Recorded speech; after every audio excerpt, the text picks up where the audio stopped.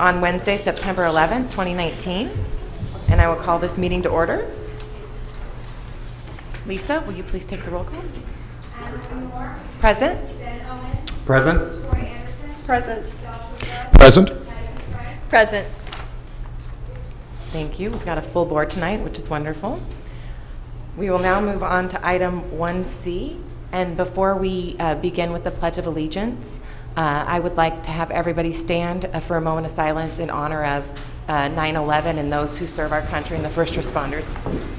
So please join me in a moment of silence.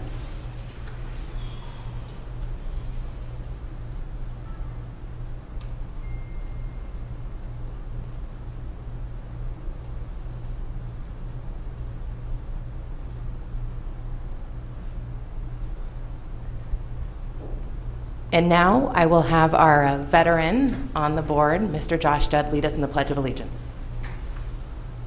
I pledge allegiance to the flag of the United States of America and to the republic for which it stands, one nation, under God, indivisible, with liberty and justice for all. Thank you. We will now move on to item 1D, adoption of the agenda. Do I have any motions? Motion to approve as written. I'll second. I have a motion and a second. Lisa? Aye. Aye. Aye. Aye. Aye. By your vote of 5-0, you have adopted the agenda as written. We will now move on to item 2, call to the public. Members of the board may not discuss items that are not specifically identified on the agenda. Therefore, pursuant to ARS 38-431, action taken as a result of public comment will be limited to directing staff to study the matter, responding to any criticism, or scheduling the matter for a future agenda. The board requests that all comments be limited to 3 minutes or less, and that the public refrain from the use of speech or language that is offensive or inappropriate pursuant to board policy KFA. And please state your name and address for the record when you come up. And looking through the cards, it looks like most of you are here to speak on policy IE, and we will be discussing that in our information work study 5D. But we are not allowed to respond during the public call of the public period. I just want to make sure everyone understands that by law we're not allowed to do that. Okay, great. First, I will have Kyle Jones come forward.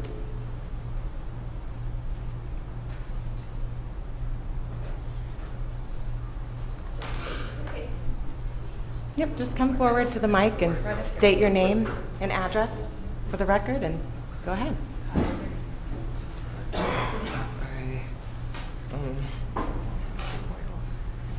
So everybody can hear you. I'm so nervous. Hi, I'm Kyle Jones, and I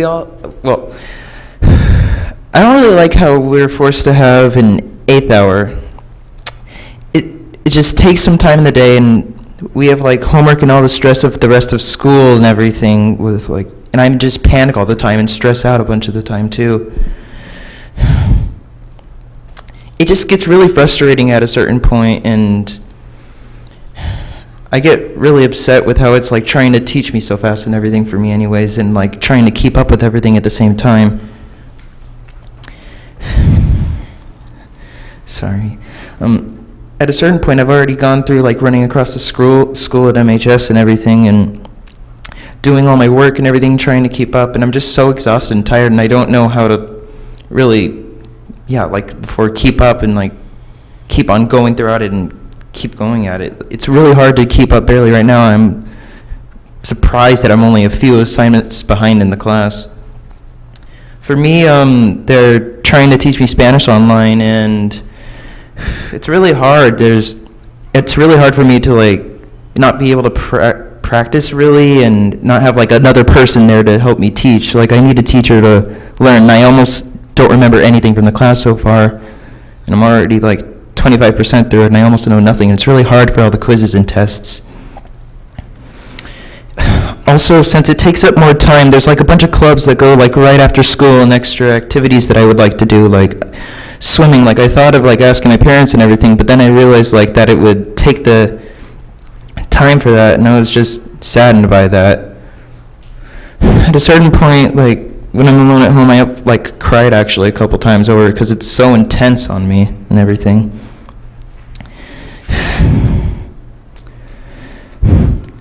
I don't really have anything else to say, but that seminary is a really great class, and I wouldn't give up anything for it, and I just wish that I'd have more time to do, like, all my projects that are, like, big for classes, like English, and be able to have more time to do my math, because it's really hard to get through all that with the small amount of time that I have and everything else. I still have my chores and everything, but that doesn't really matter with this. Chores matter. Well, it doesn't connect to school, really, but yeah. Seminary is just really great. I love how it's super welcoming, and I actually learned a bunch from it, and everyone's super nice. There's some things that we learn in there that we can get to apply to our lives that actually better us and make us better people overall, too. For me, that's just really it, and I just wish that I could make things less stressful and less panicking, maybe like make a change or something like that. That's all I have to say. Great. Thank you so much for being here. Next will be Ryan Resch.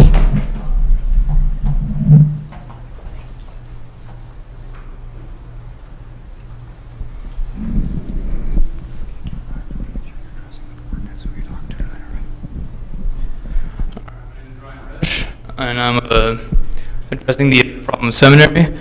I just want to point out the good parts about seminary and how it improves the school. Seminary is one of the best classes this church can have. To me, seminary makes me feel better throughout the rest of the day, and it's a nice release from school, and it's nice to talk about religion and even connect with other people religiously throughout the school. The kids that take seminary are more likely great students and even better role models throughout the school. Seminary students do nothing but raise the vibrations throughout the school and make everyone else feel better. I see them do nothing but put smiles on everyone else's faces. It's a great program to have. I'm just going to be real brief. That's about it. No, that's great. Thank you for sharing. We appreciate you coming. Thank you. Next, we'll have Katie Hanks. And I just want to remind everyone, just per board policy, I need you to state your name and then your address.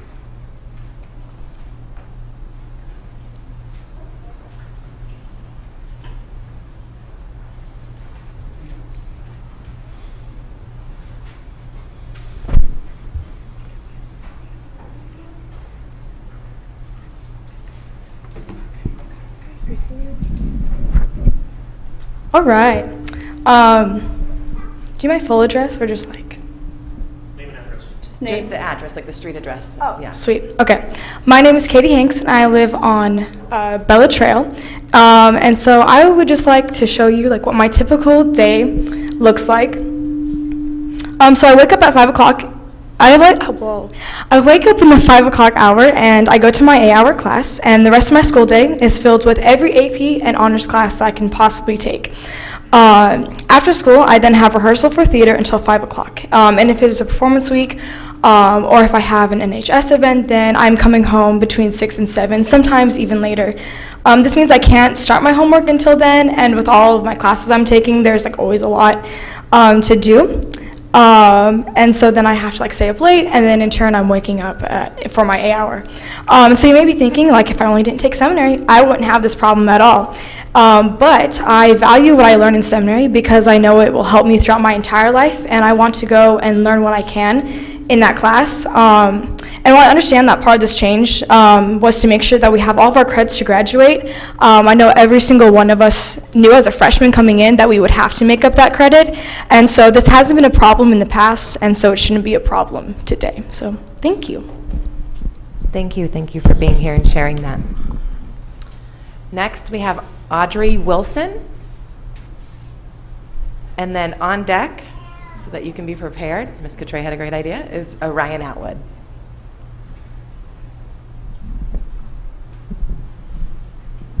My name is Audrey Wilson. I live at 44436 West Adobe Circle here in Maricopa. I'm just here to show my support for anything that the school board can do to accommodate seminary. I have seen seminary change lives. It is something as parents that we want to always pass on to our children, the doctrine of our religion, and that happens in seminary. And it changed my life. It has changed my children's lives. And I know that there are things that you can do to help accommodate the credit problems that are now in place for the seminary students. And but I will say that no matter what you do, we will continue with seminary one way or the other. But I hope that you can see your way clear to the good values that are being taught and help to accommodate such a good program that helps and encourages people to be law-abiding citizens and good people, good supporters of good programs and contributors to the community. Thank you. Great, thank you so much. So we'll now have Ryan Atwood, and on deck is Harley Connor. I'm having a hard time reading this. Okay, thank you. Ladies and gentlemen of the board, we appreciate you being willing to hear us tonight. First of all, let me just express my gratitude. I've never served on the school board, but I've served on other public boards, and I know that it's a thankless job. I know that you're not here for the money. I know that you genuinely want to do what you feel like is right for the public. I also have the great privilege of being a bishop in one of the wards here that is a leader for many of these youth that are here tonight. I'm biased. I know I'm biased, but you can tell this is the best of the best. These are some of the greatest kids in the city of Maricopa, and I love them, and I'm grateful for their diligence. They are committed to doing what they need to do in their schedules to accommodate this release time and to be able to have these seminary classes. It's important to them. They're not going to just give that up. Many of the cars we drive today have these new features where if we start to drift out of our lane, we get beepers and lights that go off and say you're drifting out of your lane. Respectfully, board members, Dr. Lopman, these are your lights, these are your beepers. The board with IIE has drifted out of the lane, and the adoption and the enforcement with these credit hours is causing some major upheaval and major turmoil in the lives of these families, and particularly these youth that you're hearing from and going to hear from. I don't know that was intentional. Sometimes the unintended consequences of policy are what get our attention more than the policy itself. Understandably, it's my understanding that a lot of this came to fruition because of some discussion or some concern about weighted GPAs and valedictorians and that kind of stuff. I'm sure there's much more complexities to it than that. But I can tell you that the current solution is not acceptable. It's not acceptable to us as parents. It's not acceptable to these young people. And we respectfully are asking that the board make sure that they accommodate the changes, either rescind the policy, take it back so that the credit hours can be what the state allows. The Odyssey program that they're currently offering does not allow these kids to take the AP classes that they need, which is not okay. The Odyssey program, in my opinion, is not what it needs to be. So we respectfully ask that the board make these changes and go back to something that does not cause such upheaval. And again, respectfully, if the board doesn't, I know there's at least 5 parents in this room who are qualified and would be happy to step up and say we need to do whatever we need to do when the terms are up in 2020 and 2022 for the board position. So thank you very much, and respectfully, we appreciate you letting us be here tonight. Great, thank you for sharing. I think it's Haley, maybe. Haley? Perfect. And on deck is Peyton Duncan.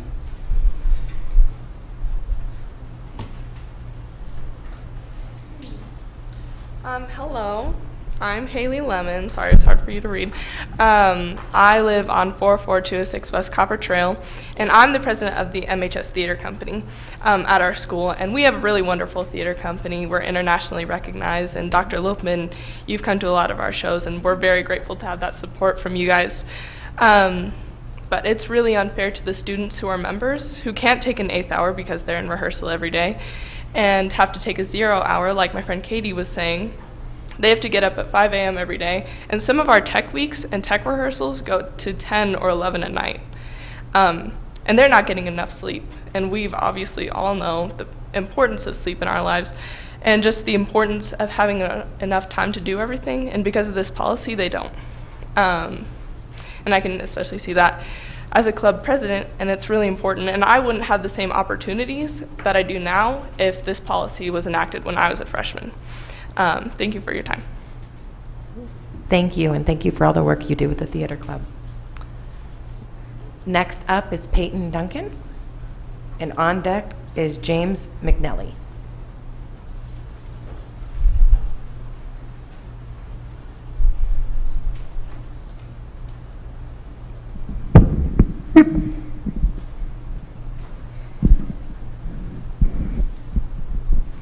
Hi, my name is Peyton Duncan. I live on 45273 West Balboa Drive. I have attended Sequoia Pathway since I was in kindergarten, and it has always been my plan to attend MHS when I got in high school, release time being the main factor. And I know if MHS does not have release time, I might reconsider where I go to high school. Thank you for your time. Thank you so much. We appreciate you being here. Next, James McNelly, and on deck, Jonah Belcher.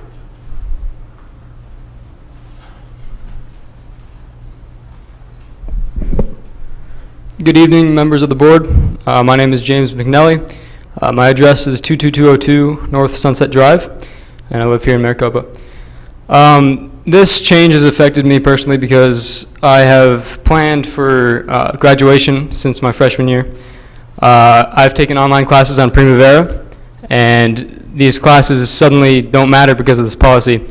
I have all the credits I need to pass high school already, so I'm already caught up with seminary, and I just think it's kind of unfair that as a prepared individual, I can't use those credits that I've already taken and earned.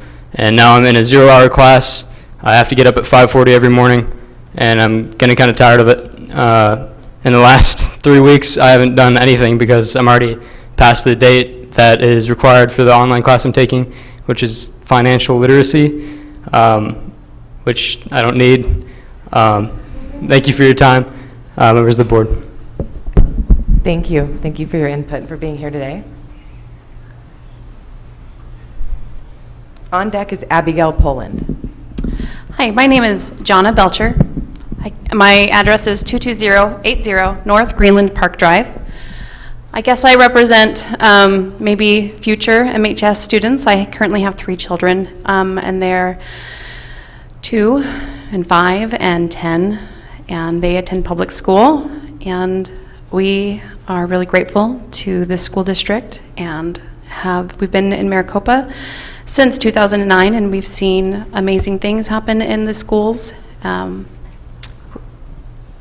But this policy change is troubling for me as a parent. I attended seminary when I was a youth, and it was a place for me to be able to decompress during stressful days. And I know that a lot of days are stressful these days. And my children are already interested in so many extracurricular activities, and they have so many big plans to be on baseball teams and to be in drama and choir. And those are things that they might have to give up. And I feel bad for the school district to miss out on those amazing, talented kids that will inevitably choose seminary. Or we might have to choose a different option other than public school. I thank you guys for all that you do, and we appreciate you, and thank you. Thank you. Thank you for being here. On deck is Sue McNelly.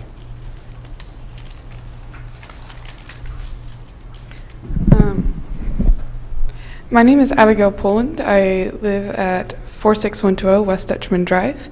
I'm a junior at Maricopa High School. I'm currently enrolled in seminary, and I have been since freshman year.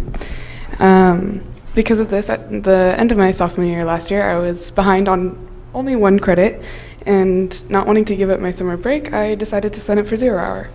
I am lucky enough to be one of the few students who actually have seminary as their 0 hour class, but many of my fellow seminary students don't have that option.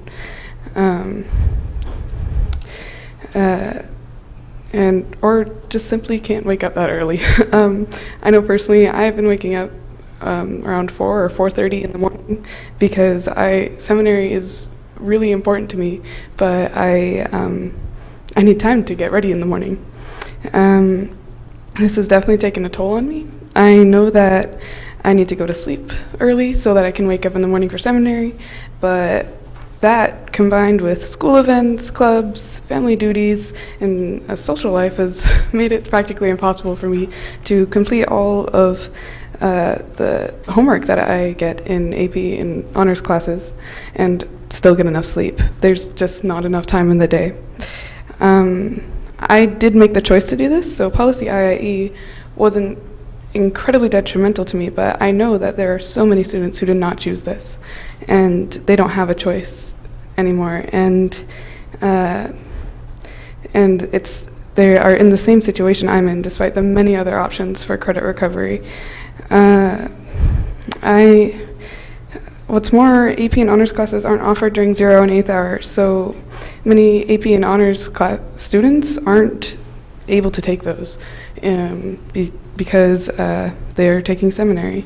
And seminary students in 8th hour are missing out on clubs and after-school activities. And all of this because we seminary students are trying to practice our religion. And I know that the first interest of the school board is the students, and so we are asking you to remember us as you consider this policy and how to change it. As it stands, policy IIE is unfair and damaging to seminary students. It effectively banning us from honors level classes, after school clubs and activities, and simply just a good night's rest. Thank you for your time. Great. Thank you for being here, Abigail. Sue McNelly. On deck, John Jackson. Good evening, members of the board. My name is Sue McNelly. I live at 22202 North Sunset Drive here in Maricopa. You heard from my son James a few minutes ago. He's a junior at MHS, and as a prepared family, we realized that he would need to make up those missed credits by taking, the release time seminary. With the approval of MHS counselors, he went ahead and enrolled in Primavera in his sophomore year. So he spent a full day in school and came home to get on to Primavera and to complete those credits. At the beginning of his junior year, he had completed all of the credits needed that he would have missed by taking release time seminary, and he was good to go. The district then changed the policy, and we were told that those credits no longer count. He has made up these credits, and he now sits in a 0 hour class, which is doing not a lot of things for him at the moment. It extends the school day, and we know that as teenagers, these kids need sleep, which they're not getting, especially when they have after-school jobs and other activities in the afternoons. I think this is unnecessary, and it's a part of the issue with these credits that I'm not sure that the school board was aware of, that there were kids who went ahead and made up credits that they would miss. So I would just appreciate your time to consider this, and thank you very much. Great. Thank you for being here. John Jackson and Margaret Jackson on deck. Good evening, school board. I'm John Jackson, and I live at 7188 North Hidden Valley Road. And as I was with my counselor and I was planning my schedule for this year, I was like, okay, I gotta work with this policy, right? And I also have made up all my credits from seminary, and I was looking at my options, and I knew that I had to take 6 credits. So I wanted to not take A-hour because I knew that or at least not A-hour seminary, because I knew that a lot of people were taking A-hour seminary because that was the option they had. I couldn't take 8th hour school because I'm also in the MHS theater company. And so in these roles and doing these things, asking my counselor, are there any honors or AP classes A-hour so I could leave some spots open for people that need to take A-hour seminary? And there wasn't. And so though I wanted to take an A-hour because I want to learn and I love all my electives and classes, I had to take A-hour seminary instead of an A-hour other class because A-hour and 8th hour are simply for credit recovery, and that's how it's always been because we don't expect kids to take an A-hour or 8th hour unless they need to. And I get the GPA boost that we got when you divide it by a less number of credits, right? And I know that some of my member friends would talk about it in freshman year how, wow, we're first in our class because of this GPA boost thing.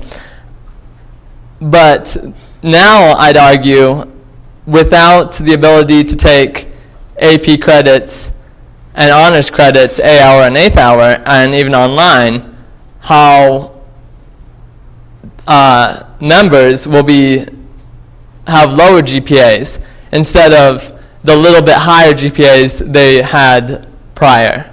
Thank you for listening to me, and have a wonderful day or night. Yeah. Thank you for sharing your experience. Thanks for being here. Margaret Jackson, and then Tyler Wright's on deck. Members of the board, Dr. Lopman, thank you for hearing us. I want to speak as a parent of several children who needed to take online classes for a variety of reasons, and they did, and not one online school fits all. So I had 3 children do online school plus MHS, and out of the 3, there were 3 different schools used to accomplish those tasks. I do not believe that one online school fits everyone's needs. And I believe, and I need to research this a little bit more, but I believe that if the school is accredited, all high schools have to accept credits. If that's not right, I could be mistaken, but some of these kids, and I know I have one who likes to take credits just to learn different things that aren't offered specifically at this high school. Those credits matter. If someone's going above and beyond to better themselves, then they should be able to for those credits to be accepted at this high school. That is a choice that they're making, and we should help, especially, and I'm going to speak to the gifted. This is a way that they can be enriched to their needs. So I would appreciate if you would consider making sure that anyone who has gone to another school to benefit themselves, that we accept those credits and not just have it be required that they use our online school. And I know it's in growth mode, but everything should be available to them. Okay? Thank you so much. Great. Thank you for being here. Tyler Wright. On deck is Allison Wright.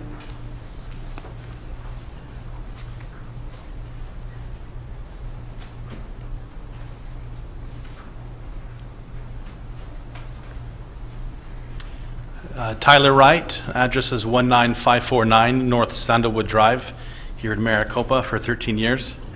I have some serious concerns. And I speak to you as a father of a child who has severe depression and anxiety, a child who has panic attacks. In your school, do you know what it's like to have your child cuddle up into her room? She just can't take it anymore. If you look at these children here, who are going to be soon adults, they're on the edge of a nervous breakdown, an absolute nervous breakdown. And why? Last year, all the kids took 5 credits. Why now 6? You got funding last year, and you got funding this year. Why the 6? That's my question to the board. There has to be a way to allow these kids to play sports. And if they want to be a valedictorian, then let them fight it out. Let them work hard and earn it. Don't give it to someone. That's not right. And to be honest, my daughter goes, I don't want to be valedictorian, I just want to graduate. And then to find out that the classes that the kids are taking, they don't even need them anyways. They'll end up with 24 credits, the rest of them end up with 22, and they can still graduate. I've coached here in the city for 10 years with the Little League, and I've spent over, 1,500 hours coaching kids. I talk to a lot of parents in the city, and they are angry. People that do not go to our church, friends of mine, are angry. One's here tonight. Elijah Johnson's mom scored 3 touchdowns for the high school last 2 weeks ago. She's upset. Why? Because what's going on with the members of the Church of Jesus Christ of Latter-day Saints? Why is this affecting them? But you know, to be honest, it's affecting all students. They're now having to take 6 classes rather than 5. These kids need to be kids. They need to be kids. They're not professional students. These kids are spending 14, sometimes 16-hour days. Do you work 16 hours? Oh my gosh, no one wants that. We need a life. We deserve a life. Please consider, these are children. They're going to be leaders someday. They do not need to be burned out. They need to be educated. This is the school they have chosen. Please help them. Thank you. Thank you. Thank you for coming today. Allison Wright. And on deck is Diana Harris.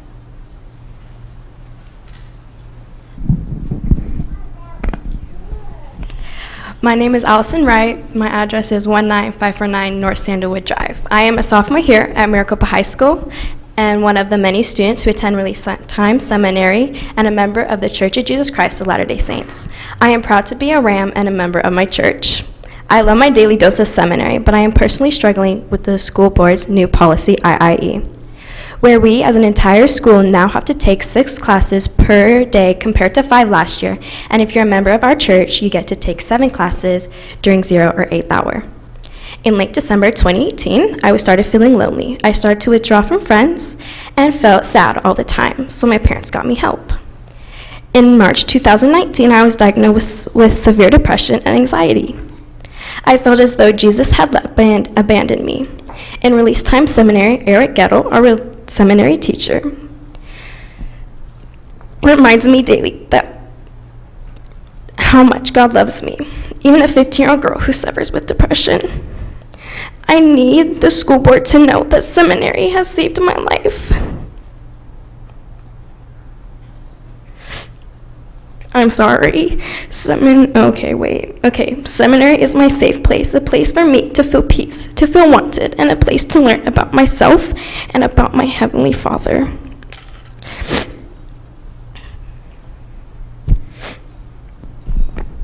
To build a relationship with God and to feel love of Jesus Christ. When I leave seminary and head to 2nd hour, I feel as though I have an armor from the foul language I hear, the fights that seem to happen weekly, and the death threats that plague my school. I am thankful for Eric Gettle and the school board who allows us to have Release Time Seminary because it gives me some peace in my long, hectic day. I love seminary, but I am so upset with your new 0 to 8th hour curriculum. I wake up at 5:30 a.m. every day to get ready for a 6:30 a.m. 0 period Spanish class where the teacher doesn't even speak Spanish. Why do you have a teacher who can't speak Spanish oversee a Spanish class? Is this the best you can do? I ask this question, does the school board want us to fail?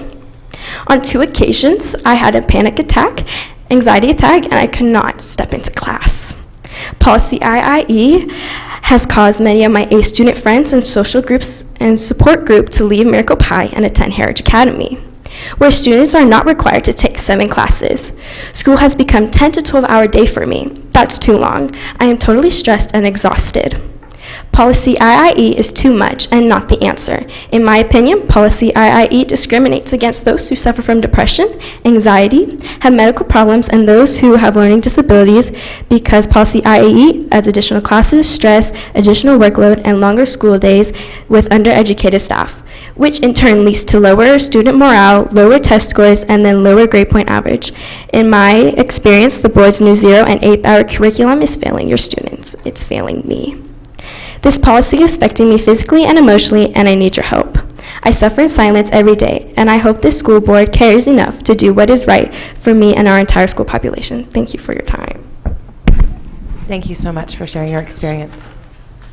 Diana Harris, and on deck is Randy Tukey.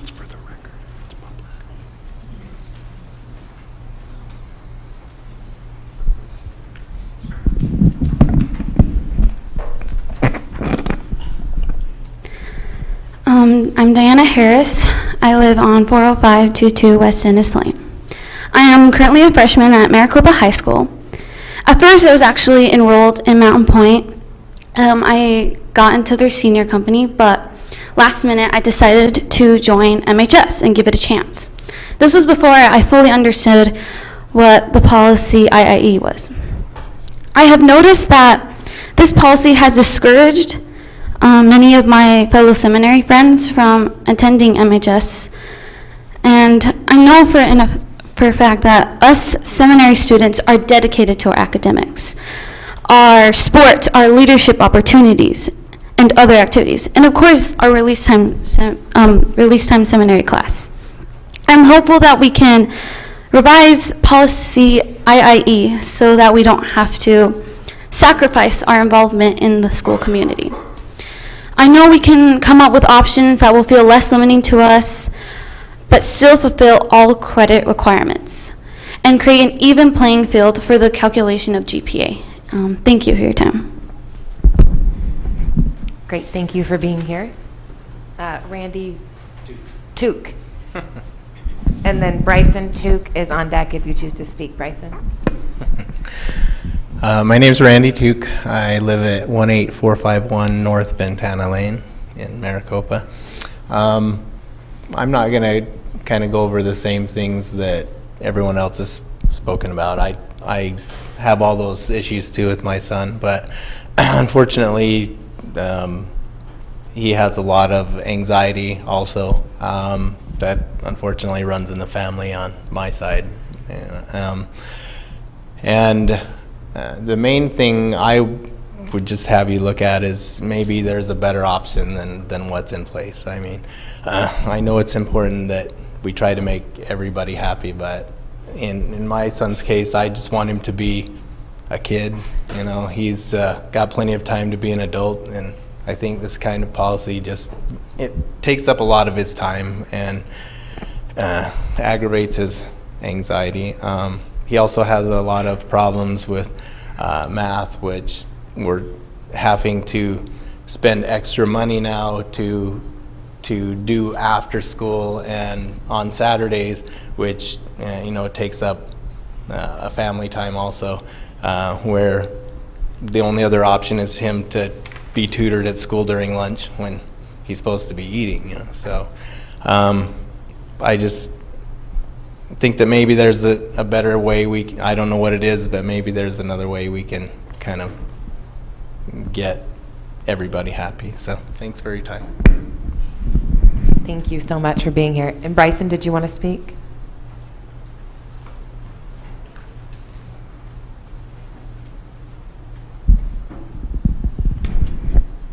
Hi, my name is Bryson Tuke.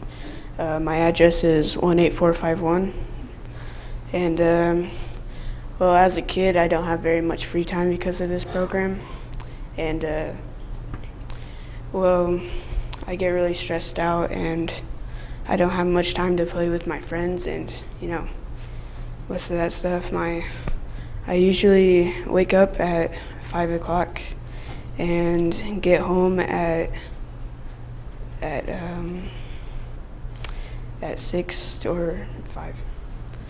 and I need tutoring, and that's pretty hard with this program. Thank you. Thank you, Bryson. Thank you for sharing, for being here. That concludes all of our call to the public speakers that submitted a blue card.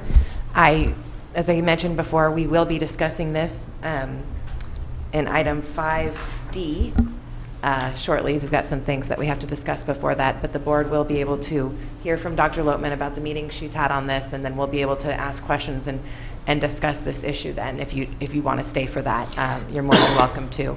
I also want to note that during Call to the Public, Vice Mayor Henry Raid joined us, and want to thank you for being here. Okay. We will now move on to item 3, the superintendent's report. Thank you, President Norm. The Maricopa High School Marching Rams hosted more than 30 band members from Desert Wind Middle School, Maricopa Wells Middle School, and Legacy Traditional School at the MHS football game to experience the live action of the football game with the band.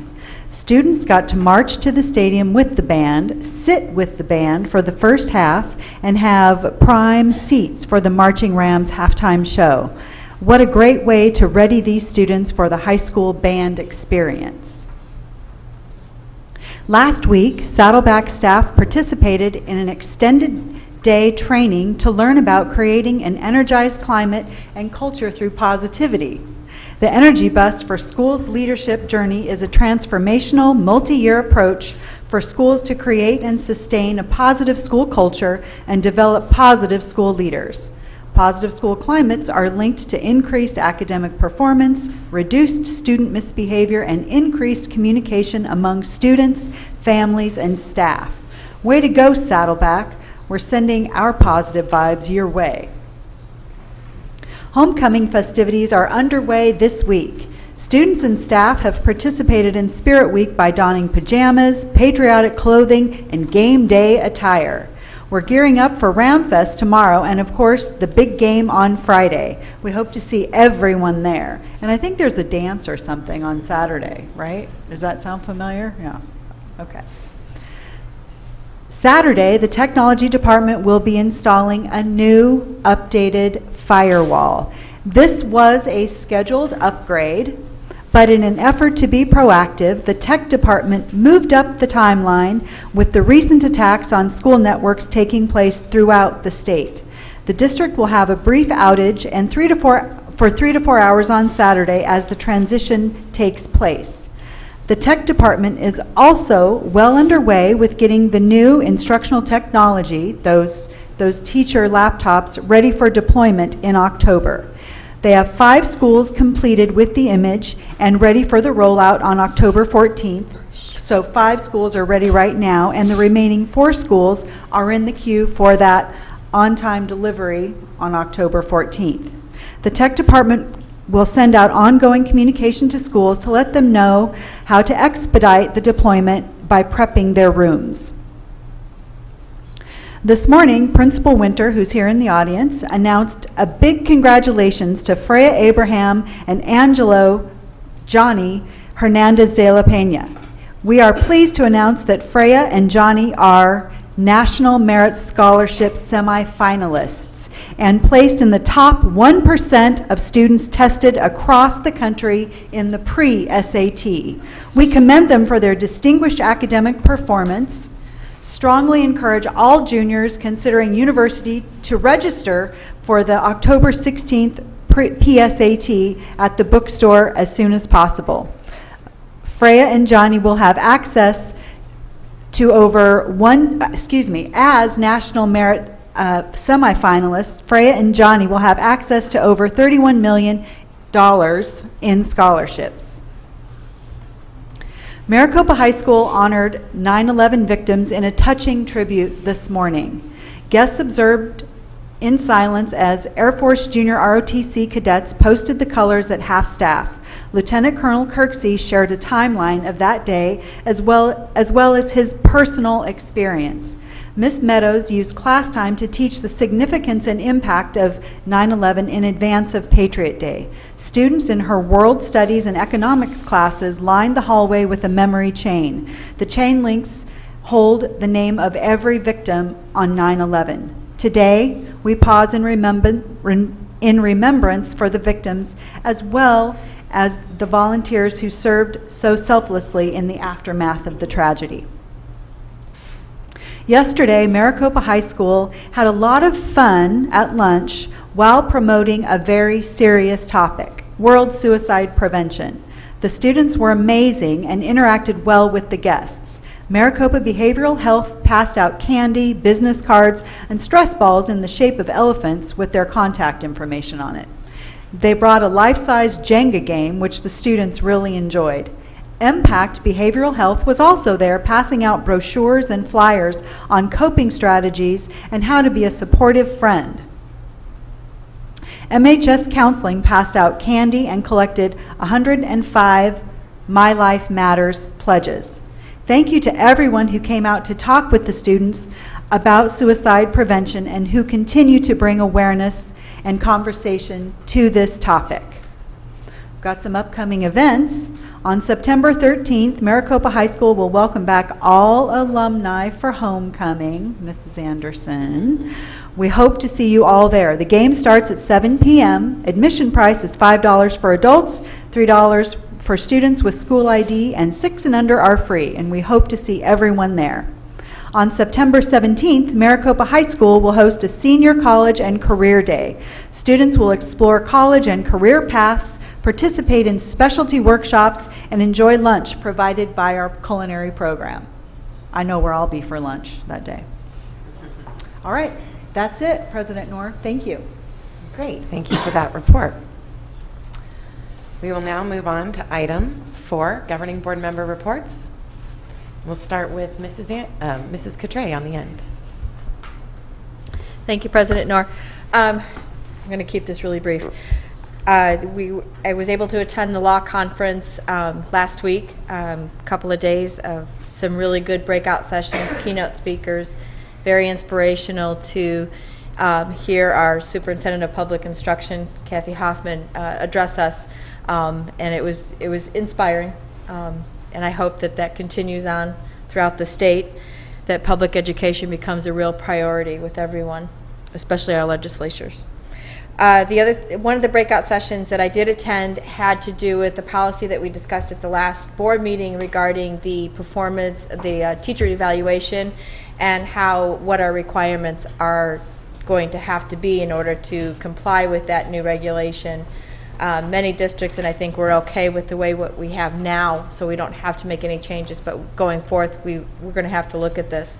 I'm going to type up my notes and grab the slides that were provided, and I'm going to give those to Lisa so that she can share that with each of you. So that's all. That would be great. Thank you. You're welcome. Mr. Judd? Thank you, President Knorr. I attended the ASB legislative agenda on Saturday, September 7th.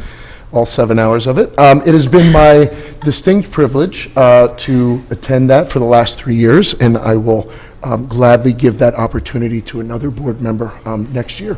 So it was very informative. It is also Spirit Week this week, so I'd like to encourage students and parents, see if you can get out to one of those events. It's always fun every year. But I'll keep it brief tonight, and that's it for me. Thank you, President Knorr. Thank you. Mrs. Anderson?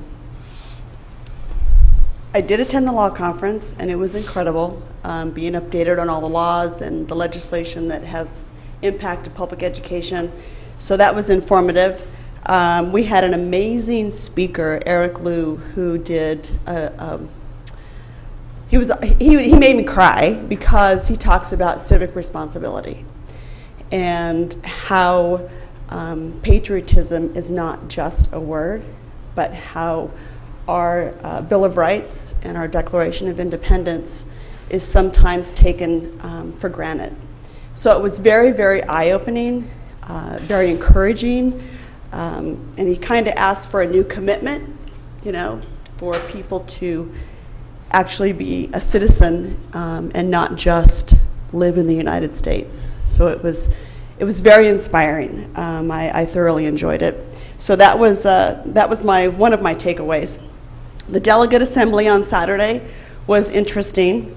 The good part is we did pass our legislative agenda for 2020, but it was painful.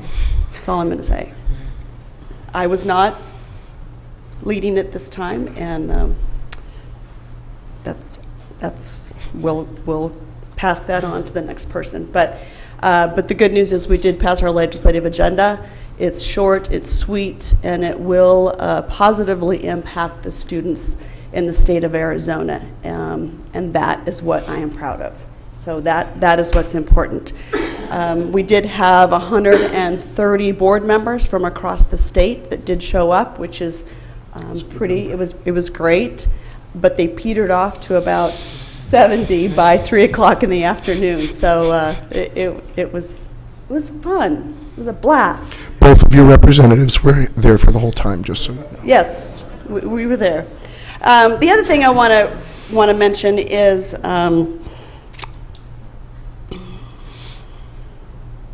October will be Domestic Violence Awareness Month, and so I will not be here for a lot of October because I will be traveling around the state. I will be visiting all 15 counties and conversing and talking to other board members on how we can impact our local districts and our local schools. So I will be phoning in for a couple of those meetings. So I just want to make the board aware of that. But on October 1st, the state of Arizona will light the Capitol purple. So I appreciate the governor for acknowledging the fact that domestic violence and sexual assault is an issue and that we do need to address it. September is also Suicide Prevention Month and awareness. And Superintendent Kathy Hoffman has got a great link and some proclamations, and she's got some great information on her Facebook page if you'd like to go there. But she has acknowledged it at the state level as an education leader that this is something that we need to take serious in our schools. So I am proud of that, and it was nice to be able to sit and visit with her at lunch on Friday and just talk one-on-one and kind of get an insight into her piece of the world. I did have my first cheerleading practice last night. It's quite interesting. And yes, as an alumni, I will be there Friday night cheering. Don't fit in the cheer uniform anymore, but they'll have something else that we can wear. So, but it's always fun to support the girls and the youth and kind of come back and see what you as youth can really do to impact your community is important. And so I'm looking forward to that, and it was just a lot of fun. So I think that's about it. It's been a busy week. Yes. Vice President Owens? Thank you, President Noor. Thank you to Mrs. Anderson, Mr. Judd, and Ms. Gutierrez for attending the conference. I wasn't able to go, and for giving up a Saturday to the two of you guys. Appreciate that. Swim meet, first home swim meet tomorrow, 4 o'clock at Copper Sky, against Right before Round Fest. Yep, exactly. Nice. Against Valley Christian and American Leadership. And last Thursday we were up at Apache Junction, and Poston Beat was there also. So had a really good, we're really excited about the year. And went to parent-teacher conferences at MHS. And on Monday night, and then last night, I was at Santa Rosa with their kickoff for the Watchdogs for the year. And we walked out of there, and correct me if I'm wrong, Mrs. Safranek, but I believe there was 45 stickers on the wall, which I believe was a record for that event. So congratulations to you guys. A lot of hard work goes into that, and the partnerships that are created through that. And kind of through that and talking with teachers and talking to parents and students the past couple weeks, we really have a lot of really super dedicated people in our district. Teachers, administrators, staff, and if parents and students as well. So thank you for making MUSD great, and we're going bigger and better places to be the best in Arizona. So yeah, that's all I got. Great, thank you. Just a couple of things. I was able to attend the Desert Winds soccer game yesterday. I really love the new division we're in and the proximity to be able to travel to those games. They are now 3-0. They have had all shutouts, so we play Maricopa Wells on Thursday, so that should be a good game, the little rivalry between the two middle schools here locally. Also, looking forward to attending Ramfest and the homecoming game on Friday. And 9/11 is most important because we remember what happened on 9/11/2001, but it's also the day that I was sworn into the board 6 years ago. So I just realized that today. Wow. 6 years of 2 Wednesdays a night with all of you wonderful Of people. loveliness with us. Loveliness, absolutely. Absolutely. Time flies when you're having fun. I didn't realize it had been that long. So thank you all for allowing me to serve with you. And with that, we will move on to our information work study. 5A, teacher recognition. Thank you, President Noor. At this time, I would like to recognize a Maricopa High School educator for a recent outstanding achievement. Aiden Balt is one of 76 U.S. citizens who will travel abroad through the Fulbright Teachers for Global Classrooms program in 2019-2020. Recipients of Fulbright grants are selected on the basis of academic and professional achievement, as well as demonstrated leadership potential. Fulbright Teachers for Global Classrooms is a year-long professional development opportunity for U.S. elementary, middle, and high school teachers to develop skills for preparing students for a competitive global economy. The fellowship includes a 10-week course online and a 3-day summit in Washington, D.C. in January. Ms. Balt, she's here in the audience, please come up. Thank you for your commitment to our students and for representing Maricopa Unified School District in such a distinguished manner. We want to take a picture with you.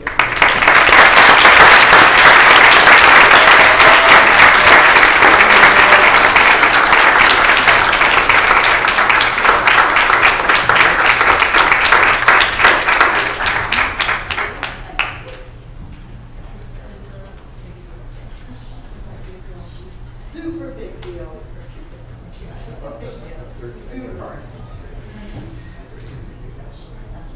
Are we good?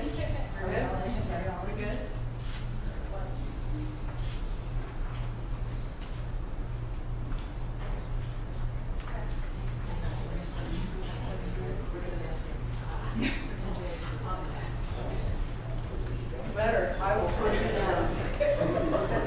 That's right.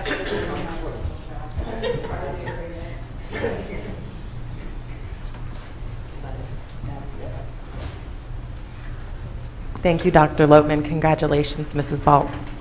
We'll now move on to item 5B, the performance pay plan. Mr. Beckett. Thank you, President Noor, members of the governing board, Dr. Loatman. There's nobody here usually when I'm speaking, so this is a real treat. Thanks so much. Tonight I'd like to present our Proposition 301 overview. It's hard to believe that it's been 20 years since this came into being. This particular plan was designed to help teachers. As you can see in that third bullet point, the intent was to increase teacher salaries, increase accountability, as well as to reward high-performing teachers. This particular fund that we get every year does fluctuate annually. It is based upon sales tax, and so that is a thumbnail is what proposition was, voter approved. The money we receive each year are divided into 3 different funds or buckets. Fund 11, Fund 12, Fund 13. The explanations for each of those are there, as well as the percentage of the money that we receive that go into those particular areas. Fund 11, we fund our teacher salary schedule partially by that. I believe it's about 4% is what we're putting into the plan. In the second area is really what we're going to be considering tonight as an action item a little later on, which is the performance pay. This is based upon performance of our teachers. And then finally, that last fund is based upon one of those 5 options we can choose. We have chosen class size reduction over the last, I believe, at least 10, 11 years since I've been here. That again allows us to have some additional teachers available for our kids. This is a little detail of what we paid out last year. I'll let you take a look at those figures. But as you can see, we've one of the highlights, obviously, in that second bullet point is moving from 2,450 in 17-18 to 2,900 last year.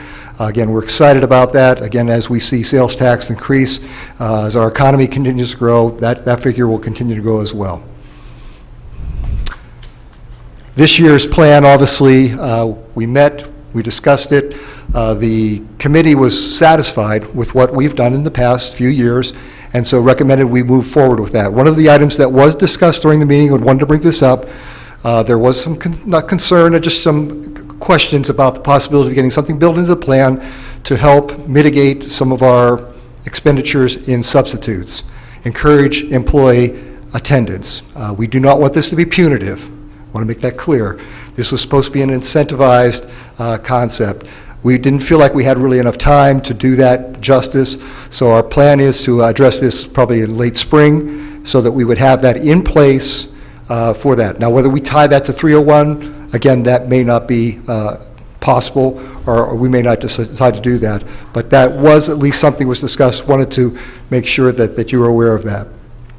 The rest of the information up there obviously shows the timeline that we put forward in the adoption of this proposal. The fourth bullet point in particular, 95% approval rating, terrific response from our staff. Typically we're in the 80s, and this was obviously a very strong showing that they were very supportive of that plan. And that brings us to September 11th, tonight, where we're asking for your approval of that plan. I'm willing to take any questions at this point. Thank you, I have Tom. questions. Go ahead. Mrs. Couture, do you have questions? No. You usually have questions. I'm good, I'm prepared. Whatever. I'm prepared too. You mentioned that the idea came up to incentivize teachers to not call in, to reduce our cost in subs. So what would that look like? Would it look like a reward, like a bonus for the least amount of subs, or Exactly. what? Okay. Member Anderson, So it'd be more of a reward. Exactly, and this is what we're going to be wrestling with, because it is a very, very complicated issue when you start getting down to it. We don't want to penalize people for using sick leave for Correct. legitimate reasons. We want to obviously try to encourage our people to be here whenever possible, but again, they have that benefit of sick leave. Correct. Again, we don't want them to be penalized that. So it's finding out a way to make that work so that it's equitable, it's fair. Again, that's going to be a lengthier conversation than what we had for obviously for preparation for our plan that we have for this year. Okay, because I know that part of the conversation we've had in the past is it's important for teachers to also not have burnout. So if they're sick, please stay home. So I guess there's a balance. Exactly. I don't want them to not take their days and come to school sick just so they can get this bonus at the end of the year. So I just don't want it to be a...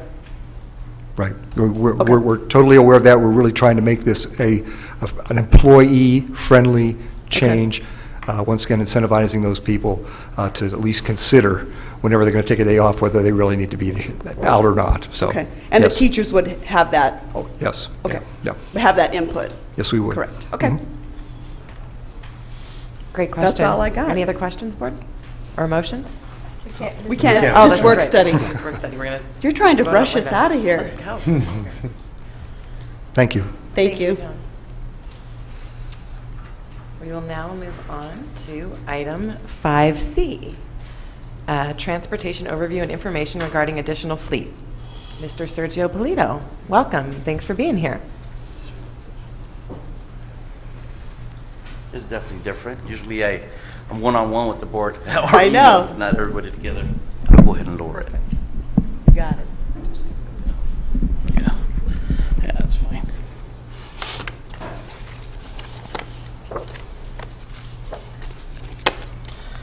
Good evening, MUNC Board, Dr. Lopeman, and members of the Cabinet. Tonight I want to present a short presentation on the overview of transportation and the need of more school buses. The district's strategic plan guides our department presentation tonight under Goal 3 and Strategy I. In transportation, you always want to be an organizational culture that prioritizes people over programs and invests in the support of students and staff. Transportation will continue to transport students in a safe, friendly, and efficient manner, anywhere and at any time. Let it be transporting to different school sites, on field trips, routes, or even functions for the city of Maricopa.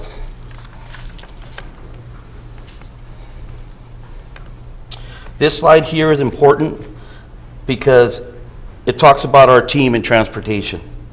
Retention is at its all-time high right now, and I'm very proud to say that, this year and last year. Transportation is currently operating with 71 employees. That's 5 staff members in the office. We have 40 bus drivers, 4 sub-bus drivers, 9 sub-aides, 10 non-CDL drivers, which are bus aides as well. Those are the individuals that drive the white fleet and shuttles, and 3 mechanics. To add to our retention, not only does leadership play a big part, but professional development, giving our drivers and monitors the knowledge and the tools they need to perform their job safely and efficiently. Also, I want to mention, with retention, I want to thank the board, first and foremost, for acknowledging our employee raises. I want to thank you guys very much for that on behalf of transportation. Last but not least, newer vehicles is important. Knowing they have reliable vehicles that is not going to break down or overheat during routes or field trips. DPS inspections. Last year, yes, we had a few failures. These items were addressed and repaired right away. Buses were back online the very next day. To prevent future failures, what we have done in transportation is added a mock DPS inspection to every vehicle that comes into the shop for PM services. This is important because it would keep every single vehicle in compliance according to minimum standards and to the Department of Public Safety. We will continue this practice on any future vehicles that we purchase. I think that's very important. Also, air conditioning. Real quick, mentioning on air conditioning on newer vehicles, we've already experienced on the 4 big buses that we bought in the past that they're better quality AC units, they're efficient, and they work very, very well. Most of those vehicles are on field trips. Less breakdowns and more efficient units.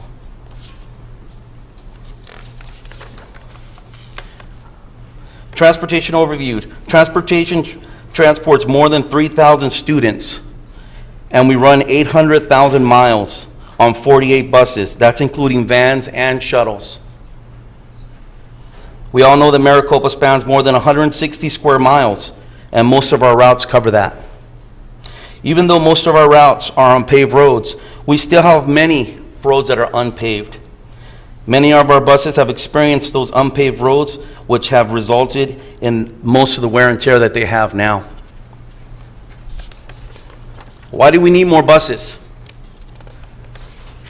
Student growth. Sorry about that. Student growth is one of the main reasons why. We've added more routes. We've added more routes to the high school. We've added more routes to the middle school. We currently run 124 gen ed routes daily. We run 72 routes for special needs daily, and we transport 315 special needs students door to door daily. Student overload, we definitely want to prevent that. We are not going through that right now, and I'm very proud to say that. but we're very close to that. So adding more buses will prevent that from happening. Avoiding double runs is another important factor. Last year, we all know that double runs, we experienced quite a few double runs at the high school and middle school. We know that. And adding more buses that we all know will prevent that from happening. We all know that our students are number one. Everybody knows that. They're number one priority. And adding more buses will alleviate having to wait for longer periods of times for their double runs or extra time that's not necessary. They need to wait. That concludes my short presentation. One of the things I do want to mention before I ask any questions from the board is I know that we're going out for a lease purchase option from Auto Safety House for 3 big buses, 2 special needs buses, and 2 shuttles. I do have documents that support that, and if you guys need a copy of that, I'm more than willing to discuss it or give it to you guys. Okay? Any questions? Okay. Yes. Go for it. Easy there, Patty. Why do you guys I'm just worry? joking. I'm just joking. Thank you for the presentation. Really appreciate it, and I appreciate all the effort that your department has made to transporting our students safely. As a parent who's had a kid riding on the bus for years, I really do appreciate it. But my question is, on the old buses that are running minimum AC, how are we addressing that, especially with the heat wave? I mean, I know that the new buses seem to be working, but what are we doing with the old buses? Patty, that's a good question. On our older units, they're designed differently. These are units that are on buses that are 12 to 14 years old. They're designed differently. It's completely different from the new ones. And what we've done, the shop has taken measures and better steps to improve our AC units, the older ones that we have. So they're working. Are we replacing them with newer units? We're replacing the parts which are filters, condensers, compressors, expansion valves, things like that.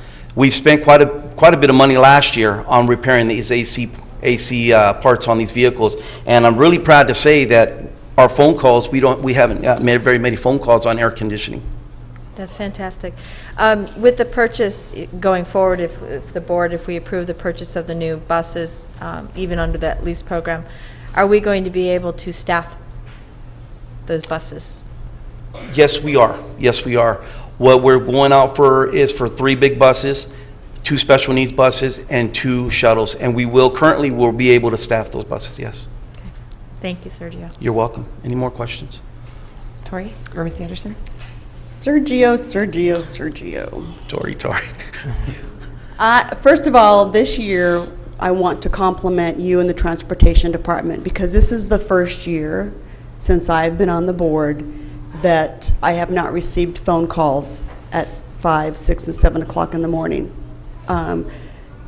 Outstanding job getting the school year going. I really want to compliment your staff on that. And I know you worked hard over the summer because we did start sooner.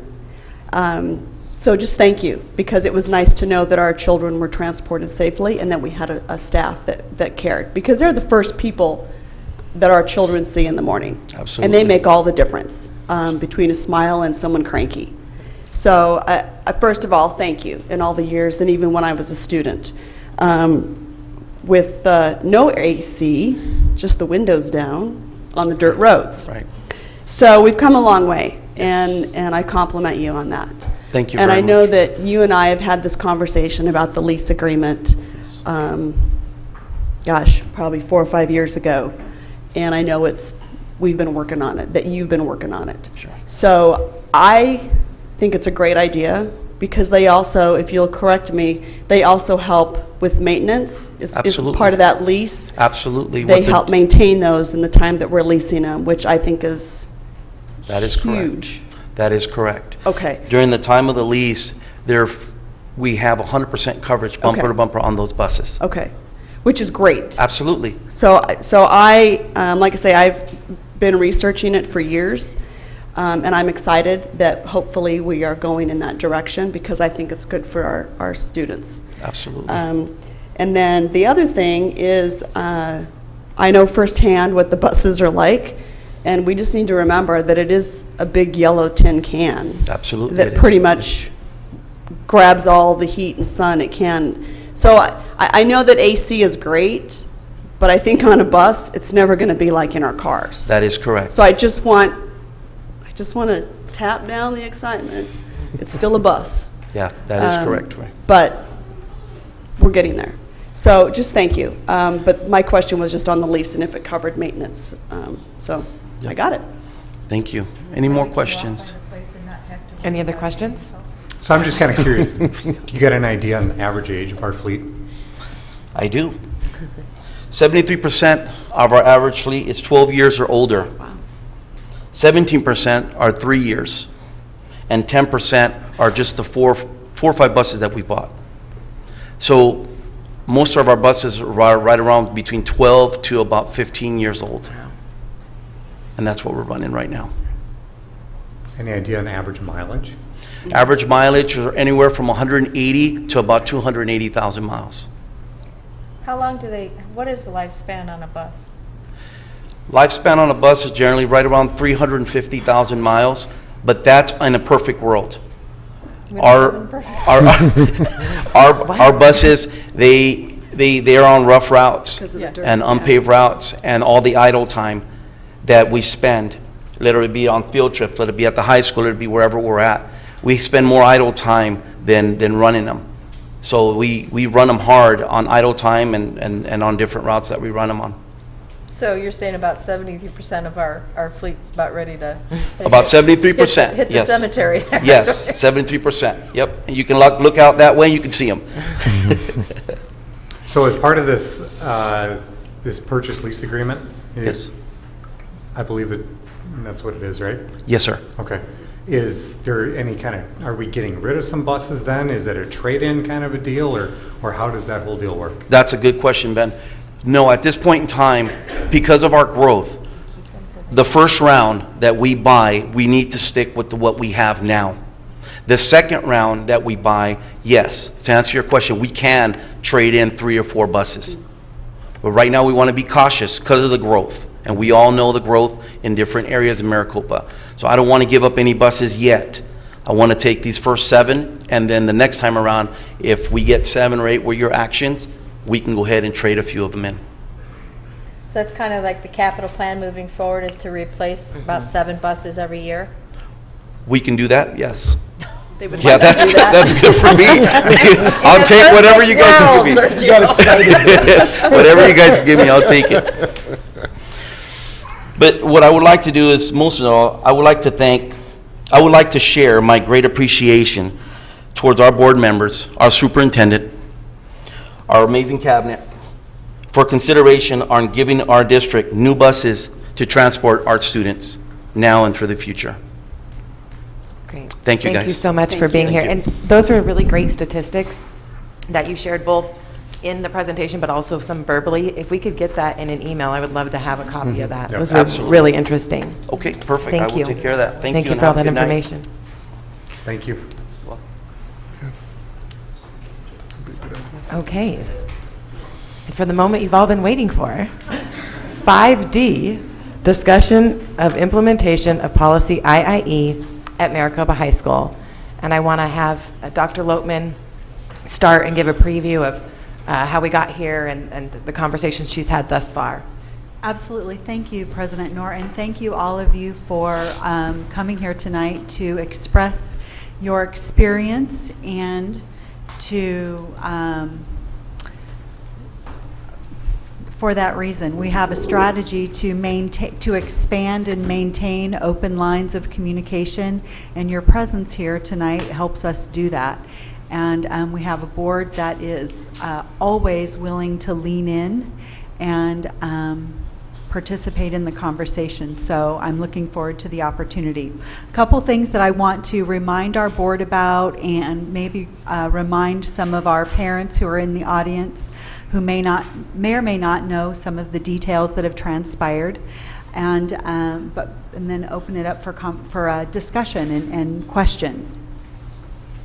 As some of our speakers mentioned tonight, this policy came to our attention through the discrepancy in calculation of GPA and just how that played out as students are ranked in the school. And we've posted the policy there. And it was through that conversation about the GPA that drove us to look more closely at the policy. And I want to clarify what occurred with this policy. We did not change the 6 credit-bearing classes. That policy has been in existence for I don't know how long, certainly a while, well before last year when we started talking about this. But that was the policy, that was the piece of this policy that that began our conversation. So when we looked at the policy, we realized that that second paragraph was actually, that's actually the policy that we changed. Because our practice was that seniors were taking 5 classes, but the policy just said 4. They have to take 5 classes because of the early release Wednesday. So to explain, we had the policy in the first paragraph, that was already on the books, but we were not following it. So there was a difference in practice compared to policy. For that second paragraph, we had a difference in, the same issue was occurring, our practice, we were following a policy that we needed to change to reflect in the policy. Our practice was not reflected in the policy. So we changed that second paragraph from 4 credit bearing to 5 credit bearing, just to clarify that. So as we began this conversation last spring, a couple of things transpired at the high school because we wanted, it was important for us at every moment to make sure that we were serving, at that time it was only like 2,300 students, but we wanted to make sure we could serve all of our students appropriately. So Mr. Winter and his staff engaged in personal communication with students who might be impacted by this policy. Counselors, I believe, called students in individually to talk with them about how it might impact their schedules. Students were surveyed about the classes that they might want to take before, in 0 and 8th hour. So the high school staff felt like they had an understanding of how we could meet the needs of all of our students prior, in that 0 hour and that 8th hour. The board was prepared to approve stipends to pay teachers to teach those classes. And that works out to be, I think it's, I don't know, it's about $7,500 for the year. So we had lined up funding and, the capacity to make sure that we could handle increased students in the 0 hour and the 8th hour. And we added the 0 and 8th hour classes at the high school so that students could continue to attend seminary during the day. We didn't want to eliminate that option just blanketly. We wanted to create a transition. So it's important to understand what was done at the school level and to make it clear what the board was prepared to do and did on this end to support the transition. Today, I had a great meeting with Mr. and Mrs. Gettle. They came in to meet with Mr. Winter and Mr. Watson and myself so that we could speak very, very specifically about a lot of what you were talking about, what our community was expressing tonight, what the personal impact was, and to ask very clear questions and in a very encouraging way. Ask to partner with us so that we could figure out how to do this. And what became clear to me is that Mr. Gettle and Mrs. Gettle and the students that they represent we have very similar values. We have the value of following policy, following the rules. That's important to all of us. So, and the other value is serving our community. We need to recognize that that's what we have in common. And I know from our conversation today with the Gettles that following policy and serving our community do not have to be mutually exclusive. And that through our conversation and our work together, I am sure that we can arrive at a solution that accounts for policy and serving our community, all of our community. It's probably will require a policy change, will require looking at how we calculate GPA and class rank. So we have to kind of engage an expanded group of people so that we can have a meaningful solution. Because it is not either or. It isn't. And I can tell that based on our conversation today. We can do both and. I'm looking forward to that outcome and collaborating over the next weeks to achieve that end. So I'm prepared to answer any questions you might have or to hear anything that you need to say. And I know Mr. Winter is here and Mr. Watson is here as well.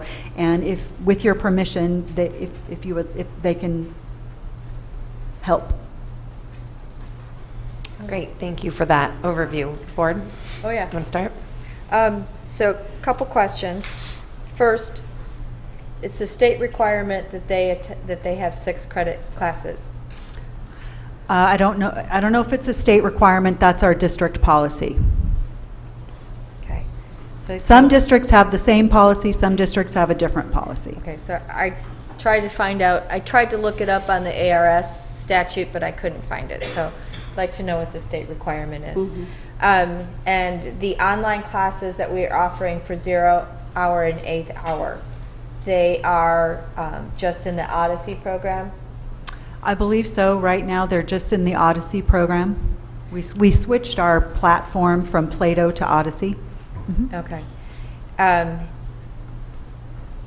why are we no longer allowing Primavera classes to count? We wanted to have consistency. That was one of the approaches we wanted to take, and so that was part of the conversation, and something that is, I believe, up for discussion, as are all of these. Okay. All of these practices are up for discussion. So I know that we couldn't address you guys during the call to the public.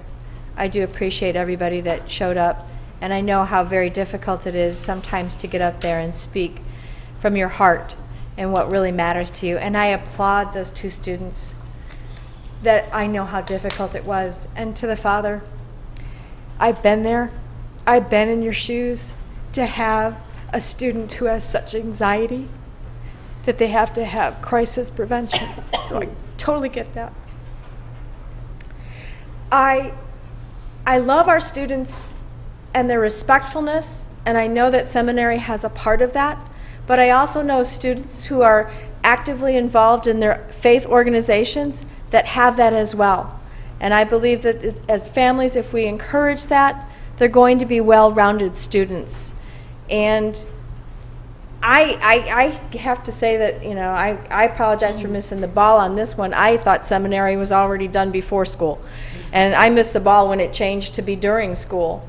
I do have some concerns, though, on a legal liability issue for the district after spending 2 days at a law conference, because the students are in the care of the district from the moment that they leave their house till they get to school to the moment that they arrive back to their house. And for them to leave campus, I know it's considered a field trip type, but most of our field trips, in fact, all of our field trips, require staff members to be with them. If something should happen to them while they're during seminary, the school is still responsible and liable for them. And so that's a liability that we also have to look at as we're considering this policy change. We want our kids to be well-rounded students. We want them to succeed. And I know that it is tough to make choices between what to do after school, wanting to participate. And sometimes those choices are going to be tough, and you might have to choose to do seminary versus theater or football or any other athletics. And it's a lesson that, you know, it's hard to learn. I'm sorry that you have to learn it as a kid, but you'll be better rounded as an adult when you have to make those choices as an adult. So, but I do totally appreciate all of your comments and coming out, and I look forward to getting some answers to my questions as well. Thank you. Any other questions? I have some questions. Sure. So I just would like some follow-up as to Mrs. Coutret's question was also my question as to why we're not taking Primavera classes. I can see if we made that decision with students as freshmen going forward, but I would like some clarification as to why we're not accepting credits for those students who have already completed courses. So that is very disturbing to me. As a board member, that was not explained when this policy was brought forth to us in May. So I would like an answer on that. And then I want to say that I am extremely disappointed in the implementation of this policy. I think that we dropped the ball. It was my interpretation, and I have been corrected, although I would like to go back and see the film and read the tapes, because I understood that it was going to be effective with the incoming class, because we had that conversation from the dais, that it was with the incoming freshman class, that it was not going to affect any students who were already in school, sophomore, junior, seniors. So I want clarification on that, and if I need to go back and look at the tapes, I will, because I know we had that conversation. So I'm disappointed that it has affected this many families. We want these students in our schools who are honor students, who are civically responsible.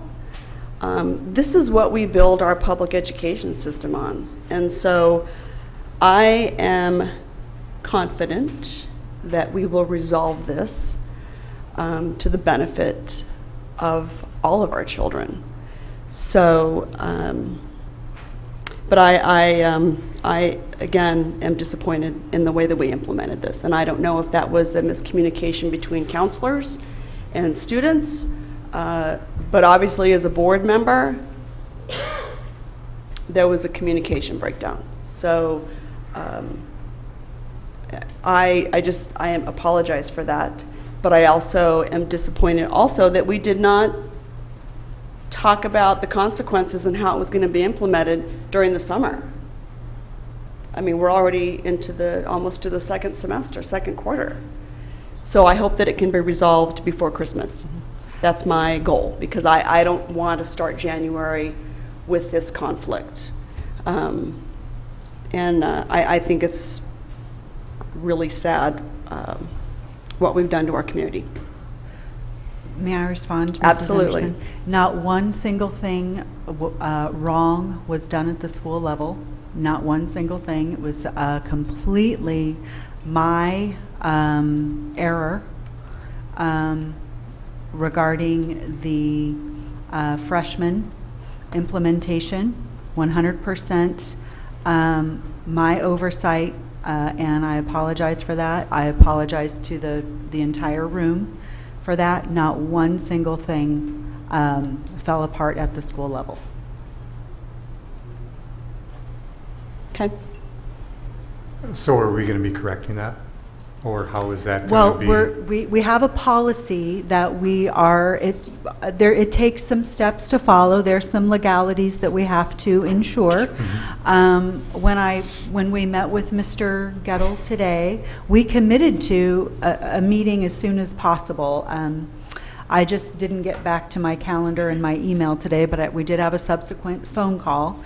And with all deliberate speed, we want to, there are probably some intermediate remedies that we can do that would not change the policy, that wouldn't require us to change the policy, but I think would probably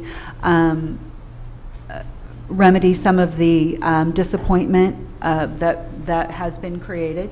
And then in a longer term, we have to look at, part of serving our community is equity. And the policy has to serve every student. And so that will take some conversation, the calculation, and the policy. And so the intermediate remedies will be practices, but the policy may take a little bit longer. But with all deliberate speed, without question, without question. So I did follow up with several schools when we were at the law conference to find out what they do, because obviously we all have the same policies. If it's a state policy, we all have the same state policies. And this is on ASBA's website, because I see that the ASBA sign is up there, which means if it's on their website, it's been looked over by our state, by the attorneys, and talking to ASBA's attorney,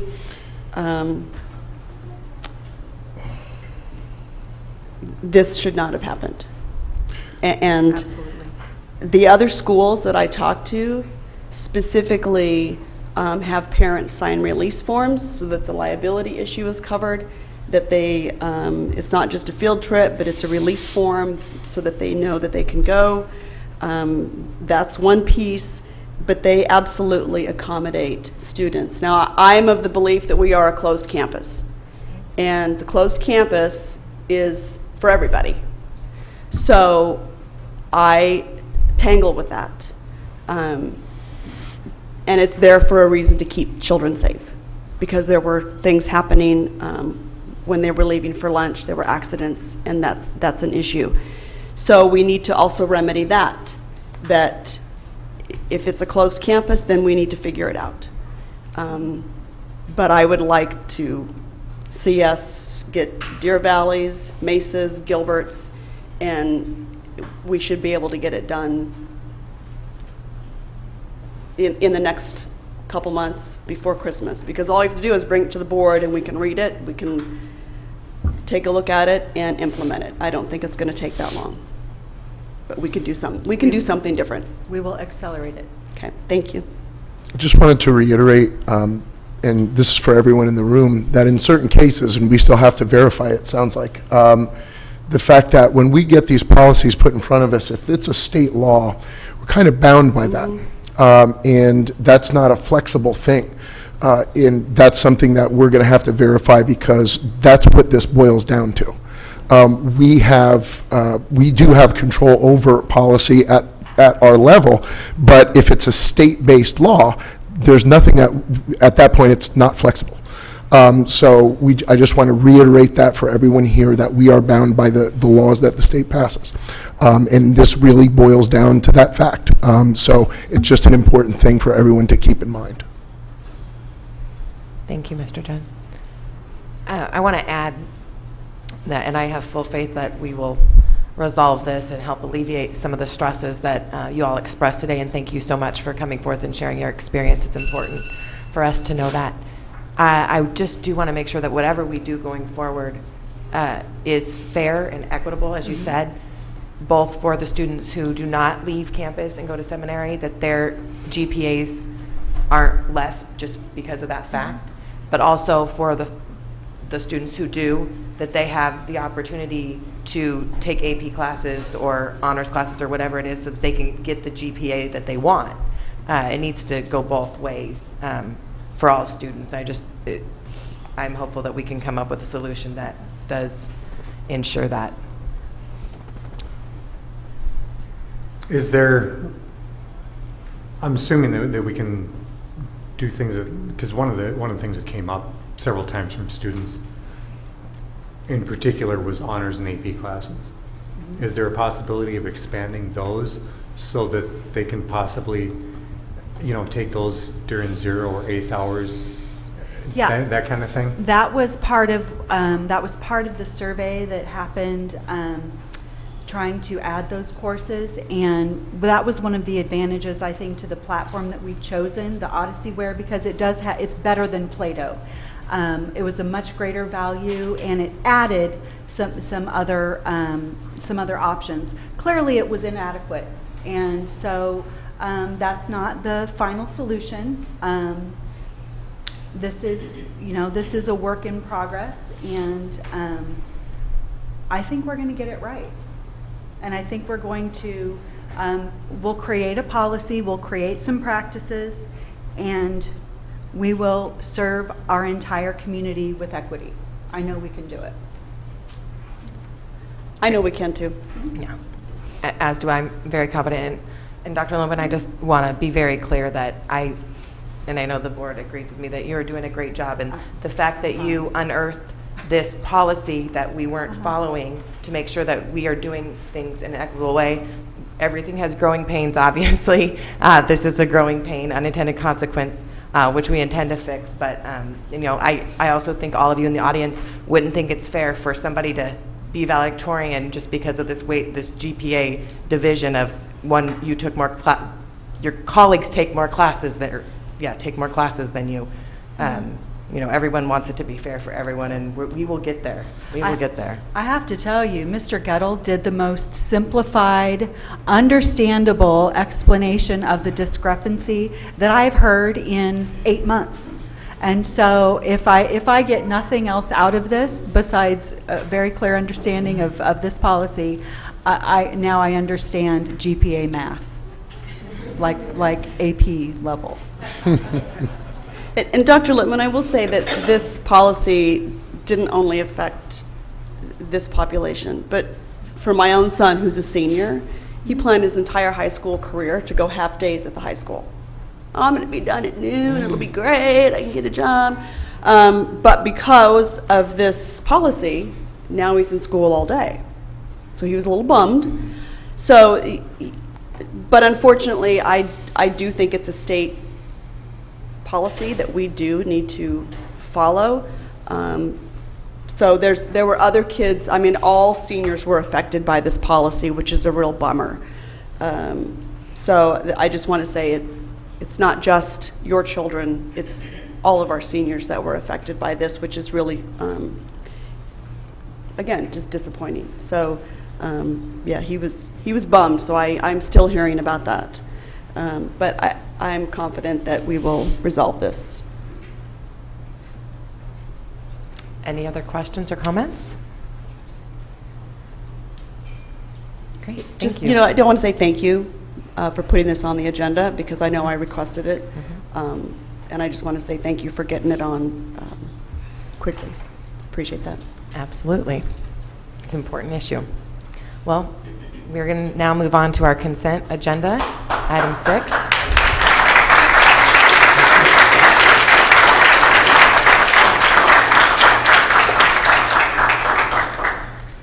You're not going to stick around for the rest of it? It's so exciting. This is when it gets fun. We feel slighted.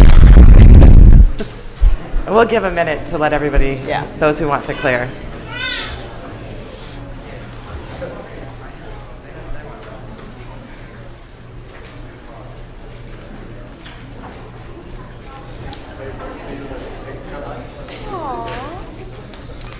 Hey, do you know the score?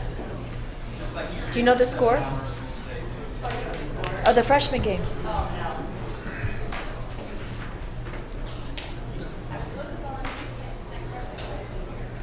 I was there before here. Had to set up the raffles. Huh? No.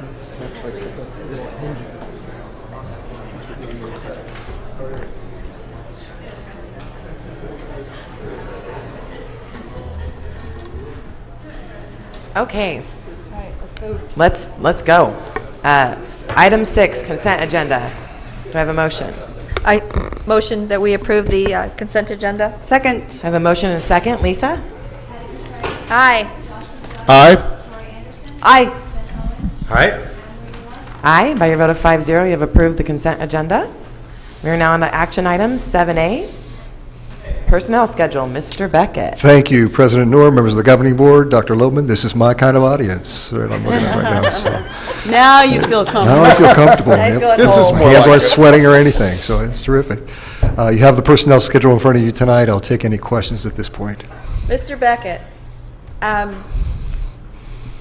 it is concerning to me, as it is every year, when we see the turnover of our paras. I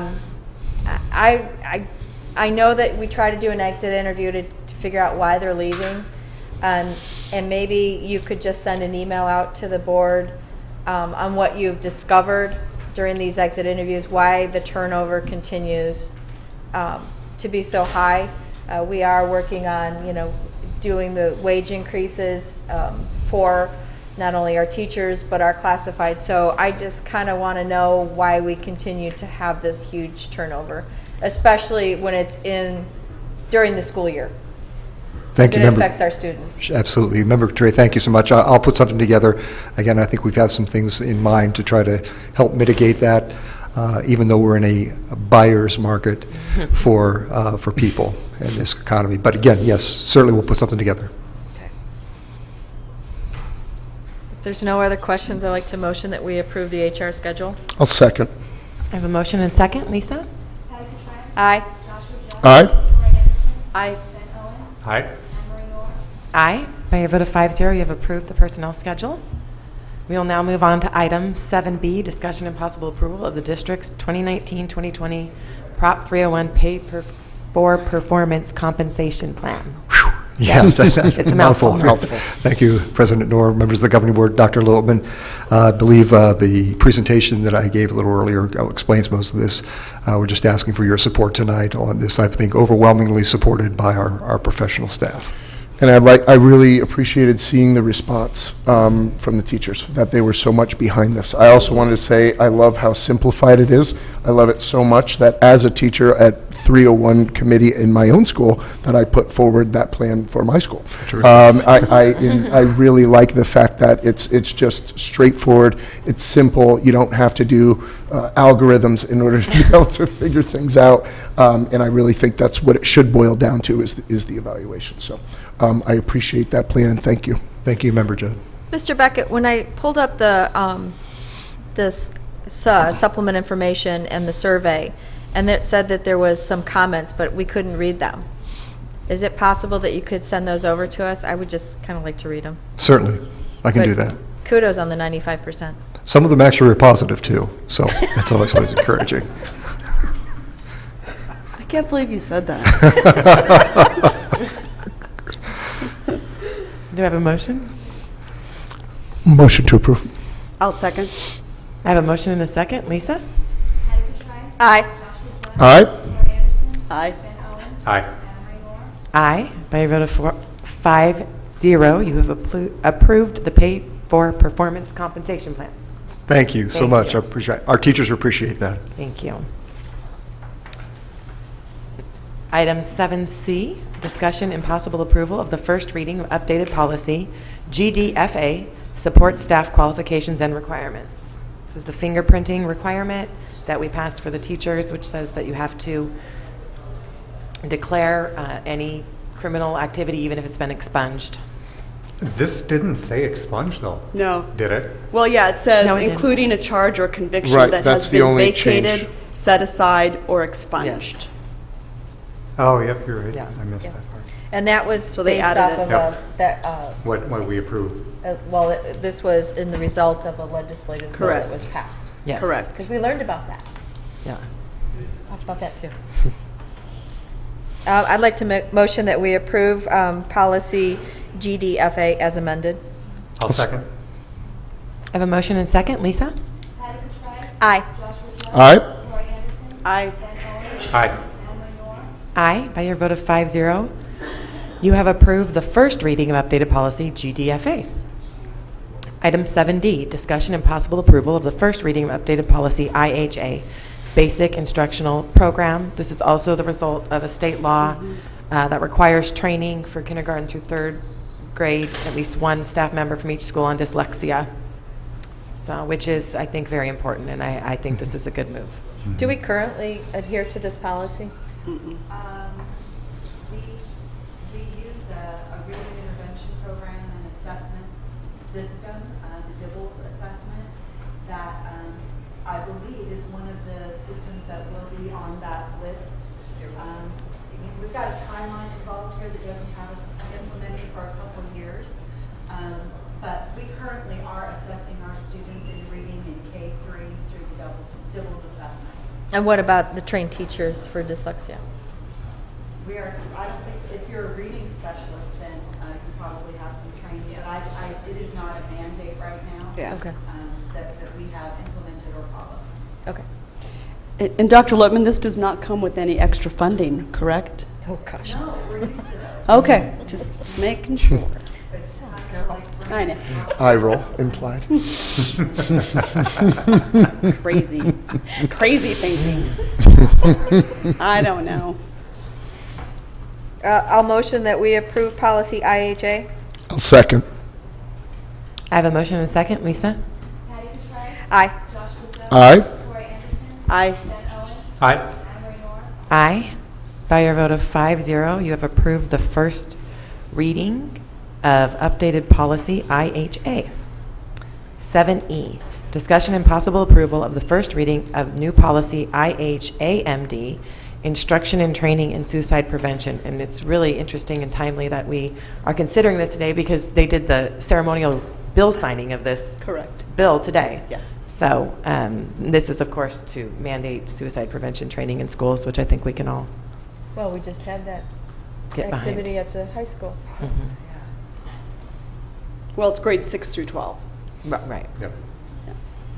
If there's no discussion, I'll make a motion to approve IHAMD. I'll second. I have a motion and a second. Lisa? Aye. Aye. Aye. Aye. Aye. By your vote of 5-0, you have approved the first reading of new policy IHAMD. 7F, discussion and possible approval of the first reading of policy IKF, graduation requirements. What changed on this? They put in the Oh, the- financial literacy. Yes. Economics. And Yes. does this any way, Dr. Lotman, affect the IIE policy that we are discussing? No, because this is Oh my already part of gosh. our graduation. I'm just saying, requirements. if it's... You cut me, I bleed. No, I think those are two separate things.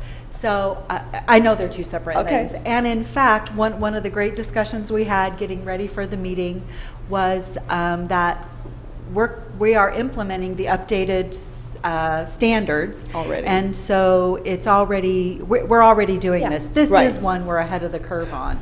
Where's Yeah. the audience? My new friend, Mr. Wright, related to the Wright brothers. Yeah, so we're already doing this. This is already Right. part of our graduation requirements. Yeah, we're Yes. already doing it As this having year. two recent I graduates. believe it's a pretty, It was a change to the curriculum. The standards Right. were updated, and so as the standards were updated, we changed the curriculum to match the standards. Okay, perfect. I motion that we approve policy IKF. I'll second. I have a motion and a second. Lisa? Aye. Aye. Aye. Aye.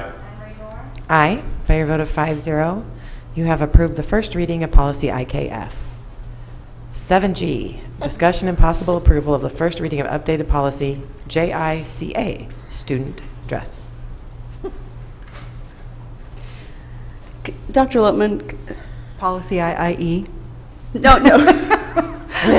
It's embedded in my head now. No, yeah, is this going to Mine affect too. IIE? I won't soon forget it either. Can I ask Mr. Winters and maybe Dr. Poppin to comment on how this policy is going to affect your implementation and being able to do this at the high school level and the secondary? We've got some secondary principals here. I just want to know, how are you going to be able to, because we changed the dress code and it seems very simple. In gray. If you want to read it, Mr. Winter? You want Are you familiar with the? No. Okay. It's pretty short. No, if you wanted to review it, I don't know if you've had a chance to review it. Yeah. Could be, and she's asking for your input on it. I'm asking for your input to the microphone. Well, I'm going to do if it. he hasn't seen it, though. It's the first reading. It's the first reading, Yeah, so give us a little time. Yeah, Okay. we could just table this and let You him know, look at it and bring I it would feel back. better That's the first tabling this. Yeah. I'd like to Yeah. research this a little bit Yeah. more myself. This was recommended by the ASBA, Correct. ASBA Policy This is Advisory. policy. Right. This is policy. State This is- policy. But it doesn't reference a bill, so. No, this is not tied to any statute. Right. correct. So Right, but I, it's not something we came up with ourselves. I'll This is move to ASBA. table this. yeah, Yeah. I'd like to just not Absolutely. do Not anything discuss with it. it. And I'd like Mr. Winter and all of the high school admin and even the middle schools to get this and have them look at it too, because that's really where it's going to be. Correct. You guys need to, I want them to tell us if this is possible and how we need to clean it up. So I'm sorry to put you guys on the spot. I thought you had already seen it, so I apologize for No, that. she's not. A little bit. But if we can get secondary principals' input on how they would implement it and how they would maybe add more to it Or less. Or less, yeah. Or less, because this is a policy, and then we have Correct. regulations that Yeah, regulate correct. dress code too. And We have can it in our tailor handbook. it. Yes, yeah, It's in our right. handbook, so Right. I'd kind of like to know, I don't want to be changing anything if it's working, if we don't have to because it's not state statute. Right. Absolutely, I agree. Okay. So we will move on to item 8A. Do I have a motion to adjourn? Nope, me. Wednesday. So moved. Thank you.